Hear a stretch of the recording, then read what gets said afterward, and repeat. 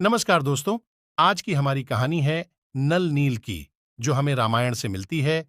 रामायण का एक प्रमुख प्रसंग है लंका तक पहुंचने के लिए भगवान श्री राम की वानर सेना द्वारा समुद्र पर सेतु का निर्माण करना।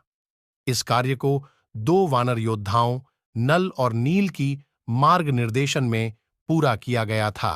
पौराणिक मान्यताओं के अनुसार नल और नील भगवान विश्वकर्मा के वानर पुत्र माने गए हैं।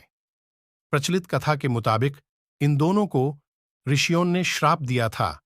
यही श्राप आगे चलकर इनके लिए वरदान साबित हुआ। प्रचलित कथाओं में कहा गया है कि नल और नील जब छोटे थे तो ऋषि मुनियों को बहुत परेशान करते थे और अक्सर उनकी चीजों को समुद्र में फेंक देते थे। इन दोनों बच्चों से परेशान ऋषि मुनियों ने तंग आकर इन्हें श्राप दिया था कि जो भी चीज यह पानी में फेंकेंगे वह डूबेगी नहीं।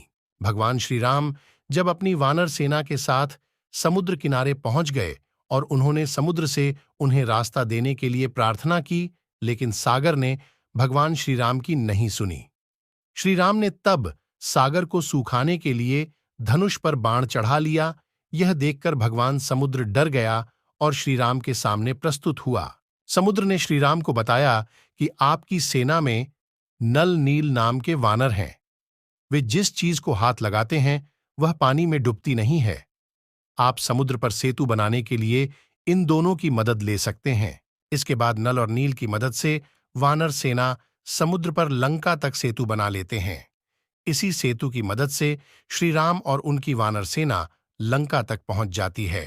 हालांकि रामायण से जुड़ी कुछ कथाओं में सिर्फ नल का ही जिक्र आता है, लेकिन तुलसीदास द्वारा लिखी रामचरितमानस के सुंदरकांड में सेतु निर्माण का वर्णन है, जिसमें नल और नील दोनों का जिक्र आता है। आशा है कि आपको यह कहानी पसंद आई होगी।